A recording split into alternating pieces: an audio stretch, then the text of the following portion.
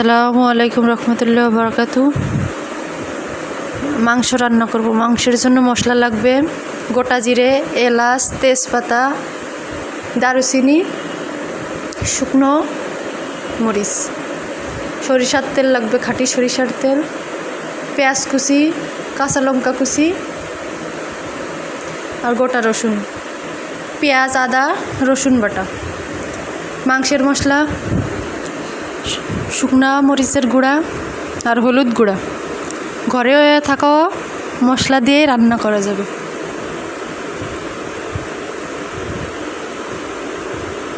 একবার হলো বাসায় এইভাবে রান্না করে দেখবেন।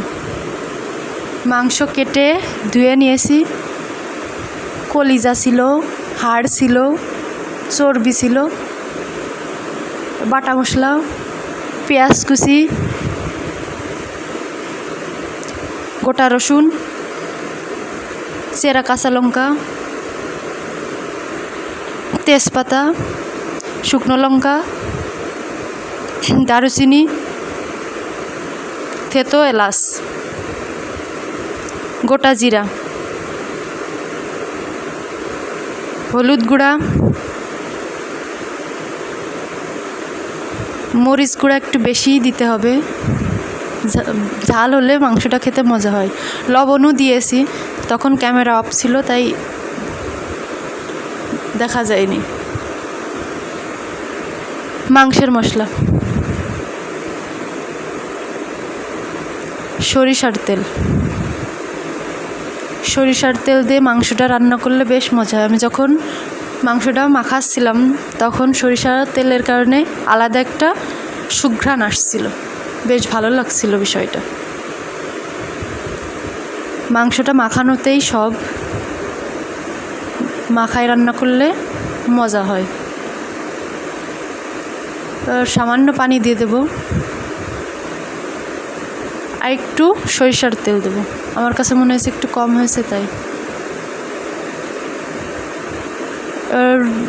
মাংসটি মেখে আধা ঘন্টা মতো রেখে দেব। এবার চুলায় বসিয়ে দিয়েছি, মাঝে এসে মধ্যে নেড়ে চেড়ে দিতে হবে, কষিয়ে নিতে হবে মাংসটা। মাংস যত কষানো হবে রান্নার টেস্টটাও তত ভালো আসবে। দেখেন কি সুন্দর মাংস থেকে পানি ছেড়েছে। ঢাকনাতে ঢেকেও রাখতে হবে, আর ঢাকনা খুলে মাঝে মাঝে নেড়ে চেড়ে দিতে হবে যাতে নিচে লেগে না যায়। গরম পানি দিতে হবে, ঠান্ডা পানি দেওয়া যাবে না। ঠান্ডা পানি দিলে মাংস শক্ত হয়ে যায়, আর গরম পানি দিলে মাংস তাড়াতাড়ি সেদ্ধ হয় আর মাংসের স্বাদটাও ভালো থাকে। আমি অন্য চুলায় গরম পানি করে নিয়েছিলাম। একবার হলেও বাসায় এইভাবে মাংসটা রান্না করে দেখবেন, খেতে বেশ মজা হয়, ঝাল ঝাল হয় আর সরিষার তেলের কারণে আলাদা একটা স্বাদ আসে।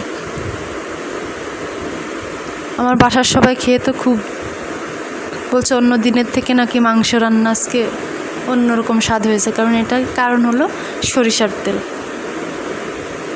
এর আগে আমি সয়াবিন তেল দিয়ে রান্না করছি, সেটাও মজা হয়, কিন্তু সরিষার তেল দিয়ে যেন বেশি মজা হয়েছিল মাংসটা।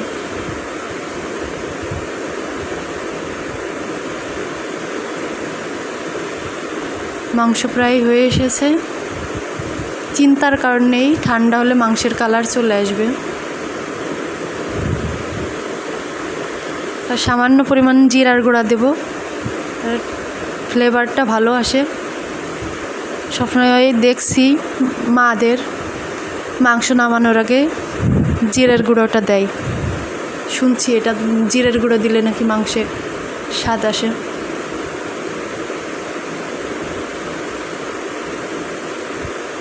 আমার ভিডিওটি ভালো লাগলে লাইক, কমেন্ট, শেয়ার করবেন। আমার পেজটি ফলো করে রাখবেন। সবাই ভালো থাকবেন, আমার পাশে সবসময় থাকবেন, আমাকে অনেক ভালোবাসা দিবেন। এভাবে ভিডিওটি শেষ করলাম। সবাই ভালো থাকবেন। আল্লাহ হাফেজ।